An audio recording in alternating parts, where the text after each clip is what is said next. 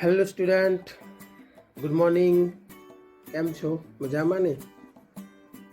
ચાલો, આજના વિડીયોમાં આપણે ધોરણ 12 સંસ્કૃત કાદંબરી કથા ભાગ 4 એનો અભ્યાસ કરીશું.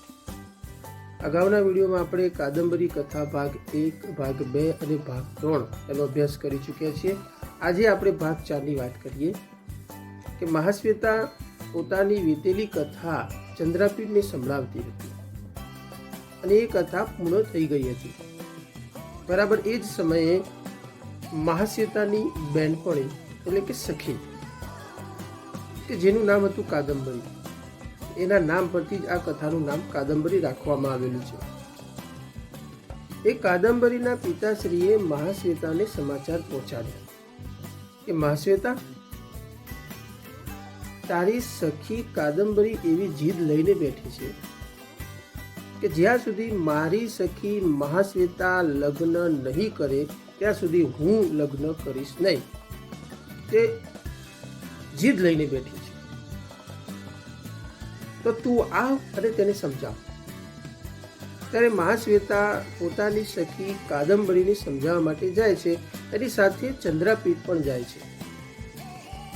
મહાશ્વેતા કાદંબરીને સમજાવે એ વાત બાજુ પર રહી ગઈ, પરંતુ કાદંબરીને પહેલી જ નજરમાં જોઈ અને ચંદ્રાપીડ આકર્ષાઈ ગયો, પ્રેમ કરવા લાગ્યો. આ બાજુ ચંદ્રાપીડને જોઈને કાદંબરી પણ આકર્ષાઈ ગઈ.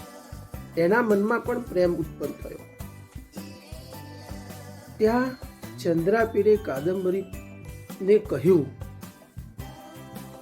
કે હું ભવિષ્યનો રાજા છું, શું તમે મારી સાથે વિવાહ કરશો? ત્યારે કાદંબરીએ કહ્યું કે મને વિચારવાનો થોડોક સમય આપો. ચંદ્રાપીડે કહ્યું કઈ વાંધો નથી, તમે જે પણ હોય એ મને સમાચાર મોકલાવજો. અને ત્યાંથી મહાશ્વેતા ચંદ્રાપીડ જતા રહ્યા. ચંદ્રાપીડ પાછો પોતાના મિત્રો પાસે, પોતાના સૈન્ય પાસે કે જે દિગ્વિજય માટે નીકળ્યા હતા ત્યાં પહોંચ્યો. ત્યારે ચંદ્રાપીડને સમાચાર મળ્યા કે તમને નગરમાં તમારા પિતાશ્રીએ બોલાવ્યા છે. ત્યારે ચંદ્રાપીડે કહ્યું કે હું મારા નગરમાં જાઉં છું, પિતાશ્રીએ બોલાવ્યા છે, તો તમે એક કામ કરજો, મારા વિવાહનો સંદેશો કાદંબરી પોતાની સખી મહાશ્વેતાને આપે એ સંદેશો લેતા આવજો. આટલું જણાવીને ચંદ્રાપીડ ત્યાંથી નગરમાં ગયો. કાદંબરીએ વિવાહનો પ્રસ્તાવ, એમાં પોતાનો પ્રસ્તાવ લખીને પોતાની સખી મહાશ્વેતાને આપ્યો. આ મહાશ્વેતાએ આ પત્ર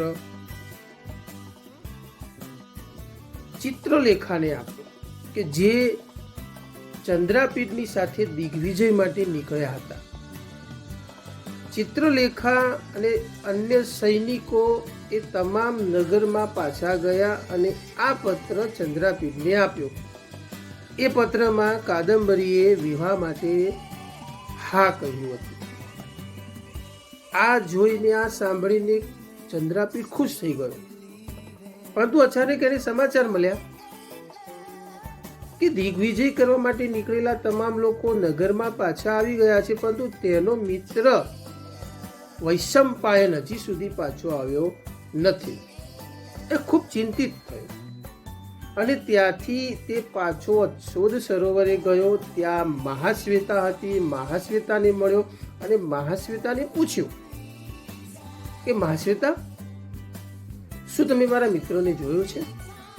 તો મહાશ્વેતાએ કહ્યું, હા, એક પુરુષ હતો કે જે ત્યારનોય મને જોઈને હે મહાશ્વેતા હું તમને પ્રેમ કરું છું, હે મહાશ્વેતા હું તમને પ્રેમ કરું છું એમ પોપટની જેમ બોલ્યા કરતો હતો.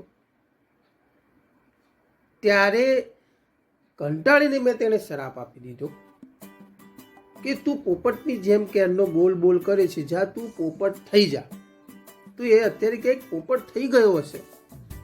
આ સાંભળીને ચંદ્રાપીડ પોતે એટલો બધો દુઃખી થયો કે પોતે મૃત્યુ પામ્યો.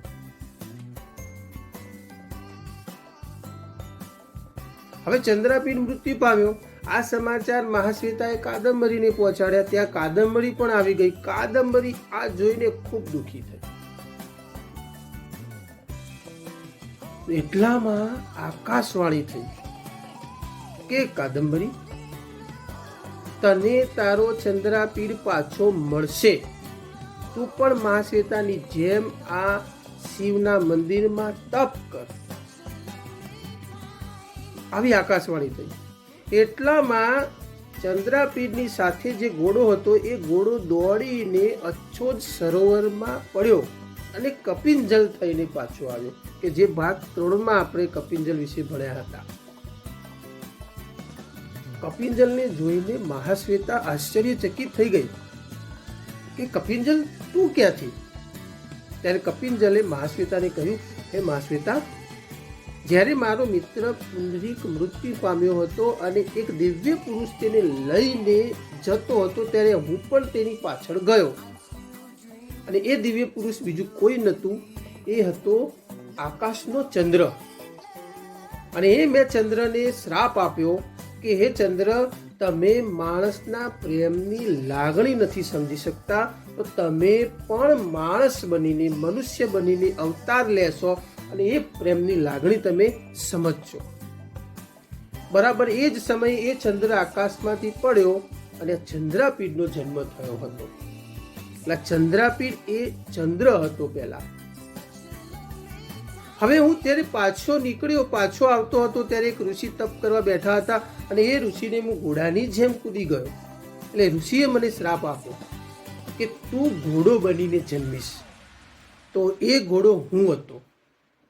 આજે મારો શ્રાપ પૂરો થયો, એટલે હું આ ઘોડામાંથી પાછો કપિંજલ બનીને પાછો આવ્યો છું. ત્યારે આ વાત સાંભળીને મહાશ્વેતા આશ્ચર્યચકિત થઈ ગઈ. અને સાથે સાથે એણે એ પણ જણાવ્યું